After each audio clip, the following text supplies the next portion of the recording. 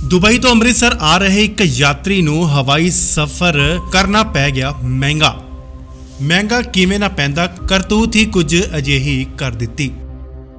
अक्सर ही हवाई यात्रियों ਵੱਲੋਂ एयर होस्टेस ਦੇ ਨਾਲ छेड़छाड़ ਦੇ ਮਾਮਲੇ ਸਾਹਮਣੇ ਆਉਂਦੇ ਰਹਿੰਦੇ ਨੇ।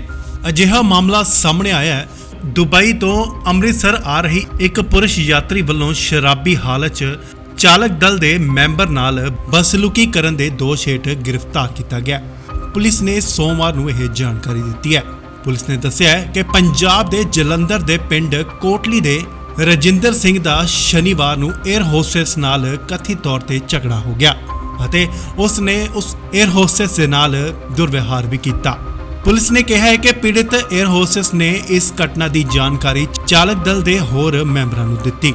ਦੋਸ਼ੀ ਯਾਤਰੀ ਕਥਿਤ ਤੌਰ ਤੇ ਨਸ਼ੇ ਦੀ ਹਾਲਤ 'ਚ ਸੀ। ਇਸ ਤੋਂ ਬਾਅਦ ਚਾਲਕ ਦਲ ਦੇ ਮੈਂਬਰਾਂ ਨੇ ਅੰਮ੍ਰਿਤਸਰ ਕੰਟਰੋਲ ਰੂਮ ਨੂੰ ਸੂਚਨਾ ਦਿੱਤੀ ਅਤੇ 에ਅਰਲਾਈਨ ਦੇ ਸਹਾਇਕ ਸੁਰੱਖਿਆ ਮੈਨੇਜਰ ਨੇ ਪੁਲਿਸ ਕੋਲ ਸ਼ਿਕਾਇਤ ਦਰਜ ਕਰਵਾਈ। ਉਹਨਾਂ ਦੱਸਿਆ ਕਿ ਮੁਲਜ਼ਮ ਨੂੰ ਇੱਥੋਂ ਦੇ ਸ਼੍ਰੀ ਗੁਰੂ ਰਾਮਦਾਸ ਜੀ ਅੰਤਰਰਾਸ਼ਟਰੀ ਹਵਾਈ ਅੱਡੇ ਤੇ ਪਹੁੰਚਦੇ ਹੀ ਗ੍ਰਿਫਤਾਰ ਕਰ ਲਿਆ। ਤਾਂ ਦੱਸਦੇ ਕਿ ਪੁਲਿਸ ਨੇ ਦੱਸਿਆ ਕਿ ਦੋਸ਼ੀ ਸਿੰਘ ਵਿਰੁੱਧ ਧਾਰਾ 354 ਜੋ ਕਿ ਔਰਤ ਦੀ ਨਿਮਰਤਾ ਨੂੰ ਠੇਸ ਪਹੁੰਚਾਉਣ ਦੇ ਇਰਾਦੇ ਨਾਲ ਅਤੇ ਕਿਸੇ ਵੀ ਔਰਤ ਨਾਲ ਕੁੱਟਮਾਰ ਜਾਂ ਅਪਰਾਧਿਕ ਜ਼ਬਰਦਸਤੀ ਹੈ ਅਤੇ ਧਾਰਾ 500 ਨੂੰ ਜੋ ਕਿ ਕਿਸੇ ਵੀ ਔਰਤ ਦੀ ਨਿਮਰਤਾ ਨੂੰ ਠੇਸ ਪਹੁੰਚਾਉਣ ਦੇ ਇਰਾਦੇ ਨਾਲ ਕਿਸੇ ਵੀ ਸ਼ਬਦ ਦੀ ਵਰਤੋਂ ਕਰਨਾ ਹੈ ਅਤੇ ਇਸ ਦੇ ਤਹਿਤ ਮਾਮਲਾ ਜੋ ਹੈ ਉਹ ਦਰਜ ਕਰ ਲਿਆ ਗਿਆ।